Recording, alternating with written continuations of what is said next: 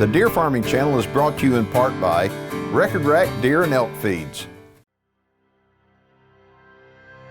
As a deer hunter, I want to know all I can about America's favorite big game animal. That's why I became a deer farmer. Without deer farms, we lose our greatest resource for research and whitetail management. With them, we gain more knowledge than ever before. Join me as we discover the truth about whitetails and meet those who work every day to preserve this great species for future generations.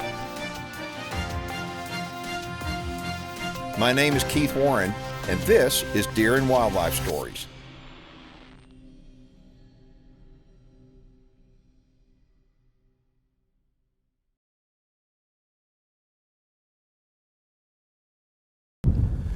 All right, let's go ahead and get this dude started. Hey everybody, welcome to the show and to the Derby Sand Ranch, where we're about an hour and 15 minutes due south of San Antonio, Texas. Now, today's program is going to be different than any other deer and wildlife story show we've done. The reason why, we're going to start out at the very beginning, the conception of white-tailed deer. We're going to show you the process, we're going to show you bottle feeding deer, and we're going to show you some of the biggest bucks in the industry. You're going to like this show. Hi, my name is John Vieska with Derby Sands. We're AIing today. Right now we're running our does through where they'll be sedated and knocked down, and then they'll be AI'd. The deer industry has gotten to the point there's a lot of really big deer in it now. And you can look at your deer herd as a breeder, you can say, okay, I really need width, or I need tine length, or I need mass, or you pick some characteristics that what you're looking for in deer. And how do you bring that in? Well, you bring it through, semen, and you bring it in, you introduce it that way. And so that's what's being done here. They are changing the genetic makeup by artificially inseminating their deer. It is an exciting time. The artificial insemination process on white-tailed deer can actually look very intimidating, somebody who's never been through it before, but when you start taking a look at it, you start cutting it up, and you start trying to figure out exactly what's going on, it really is not that hard to understand. Let me kind of walk you through the process. First off, these deer, they live in a pen year-round. These deer live in what we call social groups, okay? They're used to each other. There's a pecking order, and there's a dominant doe, and then she runs the pen. And so what happens, the social group, they're very comfortable. They have very little stress because they know, well, that's their social group. That social group is brought into the barn, and then they're put into a handling facility. They'll go through a loading chute, and they're sorted out, and each one of them is given a sedative. As they get that sedative, they go into a dark room, and that dark room is where they're going to go to sleep. Now, you'll notice that this facility at Derby Sands has got a very elaborate video monitoring system. You can see something going on these screens all over the place, and that's why that they can actually reduce a lot of the noise that's going on within the system. As the work is being done, people are looking up at the screen and seeing what's being done, and so they know how to prepare for the next animals coming in. Once the animals go to sleep, and they can watch them on the screen, they'll go in and load up each one individually and bring them out on a gurney. Once they're out, they'll wind up putting them upside down, and then they'll go ahead and take barber clippers, and they'll have a vacuum attached, and they'll wind up shaving their stomachs. This is real critical because that's where the incisions are going to be made to go ahead and impregnate the deer. Once they have their belly shaved, they're taken over, and that's where the doctor takes over. The process doesn't take long at all. And once they're done, they're loaded back up on a buggy. Now keep in mind, social groups. I talk about social groups because it's the less stress on animals that what we're trying to do as a deer farmer. And so they take that same social group, they put them back in the original pen they came from, and then they wake them up all together. So it's the same social group from the very beginning to the very end of the process. The Deer Farming Channel is brought to you in part by New Dart, leading the industry in accuracy. It's early June, fawns are hitting the ground, and we're slammed busy.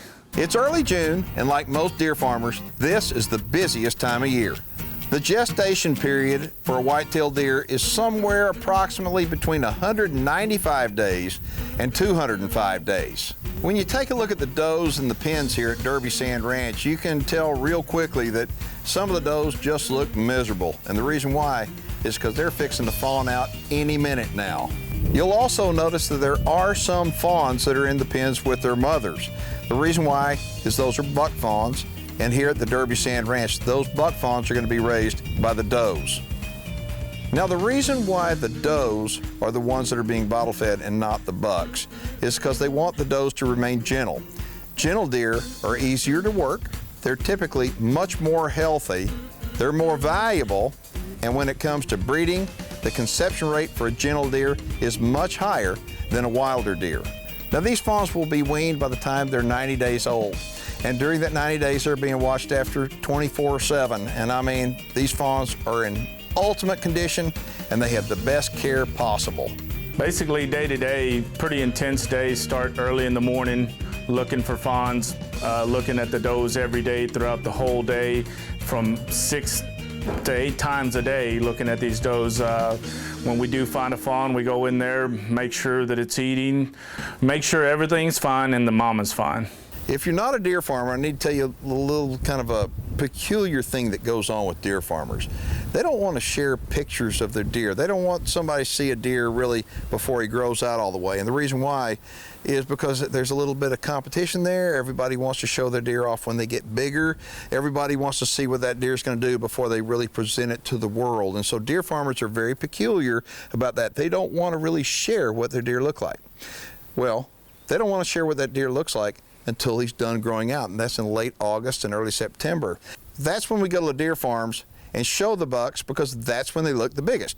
Okay, so we like to start out showing y'all the 3-year-old bucks no matter what deer farm we go to, and so that's the pen that we're in now. So tell us about them. Well, basically, some of these 3-year-olds, or some of them will go to deer management pens, some of them will go as breeders, and some will be turned out on the ranch. Okay. But I mean, so all of them in here are 3? Yes, sir. There's pretty much every single one is 3, yes, sir. How many you got in here, John? I got about 30. Okay, but these deer, I mean, there's some exceptional deer in here. They're just not what you want to use to breed?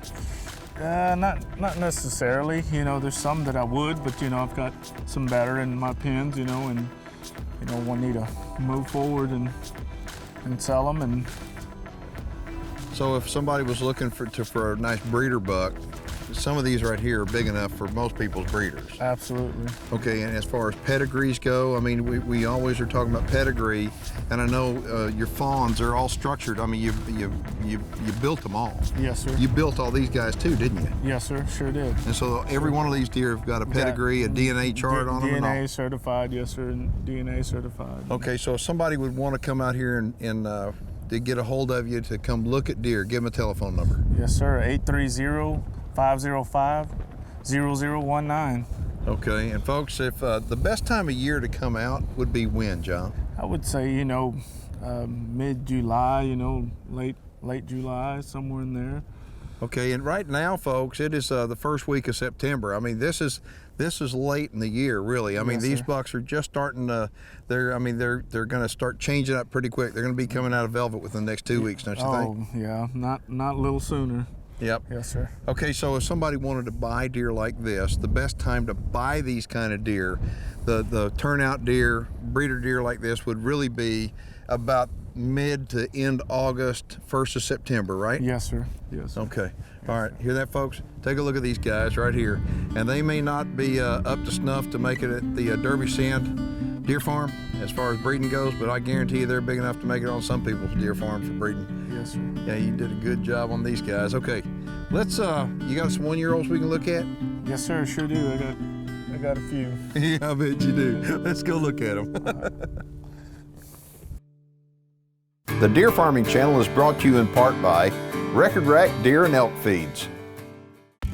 All right, so you know, we just took a look at the 3-year-olds. Yes. And let me ask you, now folks, we're fixing to show you an unbelievable pen of 1-year-old bucks right now.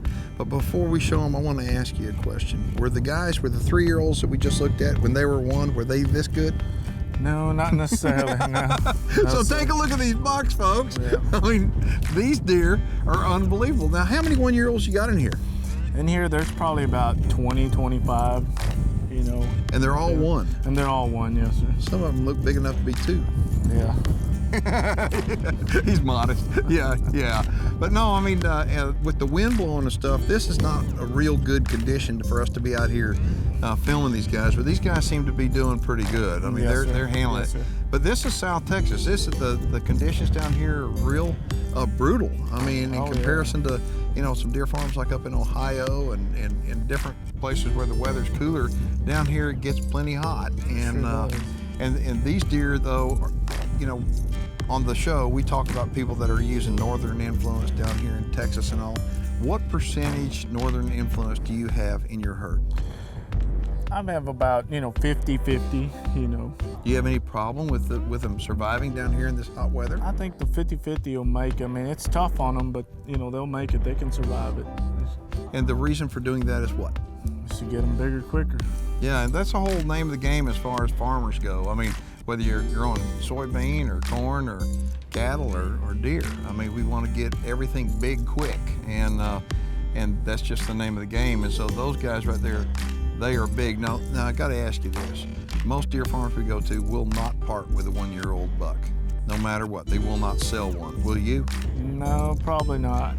Okay, I mean there are guys that just won't do it, and tell them the reason why you won't do it. Blow up. He'll be bigger too. I know there'll be 1-2 here that are pretty special that will blow up. And you really can't tell looking at them at one. I mean, if you've got some of these 1-year-olds in here are really big, okay, really big, and that they're going to be big at 2. Yes, sir. But just because there's some guys in here that may not look real big right now doesn't mean anything. They're bred right. Absolutely. They could have been a late born fawn. Yes, they could have had something up with them. They weren't well. And now all of a sudden they rebound, and at 2 they could go from just being an average looking deer to being a real superstar. So that's the reason why they're not willing to part with a 1-year-old. So typically though, if somebody wants to buy does or fawns, for example, yes, sir. Can they buy those from you? Absolutely. Okay, all right, Absolutely. but the 1-year-old bucks are off limits. Okay, but if somebody wants to, everything's for sale. yeah, okay, for the right price. Yeah, you better show up with a big checkbook. But I want to go see Triple Crown. Now, Triple Crown has taken this industry by storm. I mean, there's some bucks out there that are legends, and we're going to go show you a legend in the deer industry right now. His name is Triple Crown, and y'all aren't going to believe your eyes. Take me to him, big boy. Let's go. The Deer Farming Channel is brought to you in part by New Dart, leading the industry in accuracy. Okay, well, there's no doubt who that is. That right there, my friends, is Triple Crown. On a big deer like that, or any deer really, deer are social animals, and you don't want to leave them in the pen all by themselves. So I know how come you got that other guy with him just as a companion, right? Yes, sir. Yes, sir. He's just a real gentle 2-year-old. Just gentle 2-year-old. Yes, yeah, sir. but take a look at Triple Crown, and I want to talk to you about this show that we're doing is unique because we've shown you the process. We're showing you the process of artificial insemination on white-tailed deer. And Triple Crown was planned. I mean, that deer right there is no accident. Genetically, it was planned. The dam and the sire to put them together, and then it's just a gamble. You cross your fingers and you hope that you grow something like Triple Crown. And John, you got it done. Yes, I mean, you got it done. And so, what I'm looking at, I'm going, okay, that deer right there is old. How old is he now? He's 3. Okay, so you've got offspring on the ground out of it. Yes, sir. Sure do. Okay. You got semen for sale out of him? Absolutely. Okay, so somebody wants semen out of him, and I know there's got to be guys up north that want to breed with him because he's a 50-50. Isn't he 50-50? No, he's not necessarily 50-50. What is he? What's his bloodline? He's a yardstick gladiator on Dream Buck. Okay, so he's more Texas than... More Texas, yes. Wow. Wow, that is exceptional. And look at the size of him. All right, so if somebody would like more information on purchasing some semen from you out of that buck, give them a phone number. 830-505-0019. Folks, we'll have that contact information coming up too again at the end of the show, but I want to talk to you more about AI, okay? Yes, sir. Because that's a huge part of this business, and that's a huge part of your program. Yes, sir. How many does, percentage-wise, do you artificially inseminate? About 100. I do about AI about 100. So 100 of them every year. Yes, sir. And the procedure that you do, it's a laparoscopic. I mean, Yes, there's surgery that is done. These deer are they're brought into the barn and they're put down with a knockout drug, and then they're turned over upside down. Their belly is shaved, and they're washed off with iodine, cleaned up real good, and all the hairs vacuumed up, and it's really quite a process. I mean, you've got a team that is in that barn, and then the doc comes in and he does the surgery. And I mean, you've got, and if you've never experienced seeing something like this, I mean, it's a sight to behold, because it looks chaotic, but it's organized chaos. Yes, sir. A lot of hard work, Yeah. And in your barn, with all the TV screens and all the monitors, that's the cool deal. Oh, yeah. I mean, it's a lot of fun. You can watch what's going on in every single part of the barn. Yes, sir. Watch it going on. And so let me ask you, what kind of percentage do you get? What type of conception rate? I run about a 70%. Really? 70% to 80%. Okay. And as far as the gestation period on a white-tailed deer, you're looking at anywhere from 186 to 203, something like that? Somewhere in there, 210, even up to I've had them up to 210. Really? Yes, sir. Really? Yes, sir. And then, but how long after they're AI bred do you wait before you put a cover buck in there to live cover them, or do you? I normally wait about 21 days or so before I put a buck in there with them. 17, 21 days, somewhere in there. And what you'll see, folks, is when that happens, you'll see when the first fawn hits the ground, you know that's a AI baby.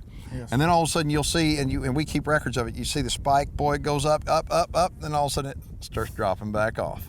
Okay, and then all of a sudden you'll start getting a little spike again, and that's the live cover one. So yes, sir. That's pretty amazing. And I mean, looking at Triple Crown and realizing that you're able to take that semen and put it in does all over the country and be able to help those people accomplish, well, bigger and better deer. Yes, sir. Yes, sir. You done good, man. Thank you. You done good. All right, so if somebody would like to come down here and take a farm tour, we've given you John's telephone number, but this is about a little over an hour from downtown San Antonio, straight down Interstate 35 and down here in the agricultural area, but also this is the South Texas brush country. So get a hold of John if you want to come down here, and I promise you, you better bring a camera, and you're going to be happy that you came. Let's head on back to the deer barn.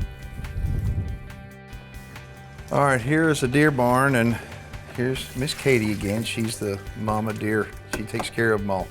I want to show you a couple of things, just the way she's washing the nipples, and then in the dishwasher right here, you'll notice the bottle, she's going to run all these through the dishwasher. Now, you don't have to do this. You can wash these by hand, but one thing that deer farmers have found out, if you wash them by hand, a lot of times if they're not washed out real well, the fawns will get diarrhea, and diarrhea is really, really bad. So every one of these has a number that corresponds with the deer, and put them in the dishwasher. That way it gets nice and sanitary. Of course, you got your milk and you got all your information up here, and they know where every deer is in the system at any given time. And you come over here and you've got, of course, the dart guns and the medications locked up in here. And then look at this little guy right here. I want to show y'all. This little fawn right here was born 3 days ago. And it's a nice little fawn. Come here, baby. Come here. It was born 3 days ago, okay? And genetically, this deer right here is a giant. It may be a tiny deer right now, and a lot of people they look at deer and they go, you know what, they all look the same. But when you start looking at the pedigree, they're not the same. And the deer down here, John has engineered these guys to the point that they are all superstars. All right, baby, we're gonna put you up. But this one's 3 days old right here, and she is in here to be taken care of.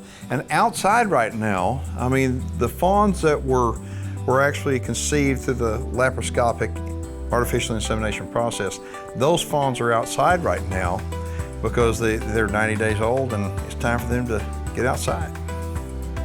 Now these guys in here, look at these guys. These are late born fawns as well. And these guys right here are from the 30% that did not conceive through the artificial insemination process. So these were all live cover fawns right here. And the reason why they're bottle feeding these doe fawns is really, really simple. They want to keep these fawns gentle, and the more gentle they can keep them, the healthier they can keep them. That does it for today's show, folks. And if y'all would like to contact John Viesca with Derby Sand Ranch, we'll have a direct link off of our website over to their website. Just get a hold of him. I know he'd love to hear from you. If you have any questions or comments about our show, shoot me an email and I'll be happy to get back with you. And I promise you, everybody who writes me an email does hear back. I'm Keith Warren, and I'd like to thank you for watching Deer and Wildlife Stories.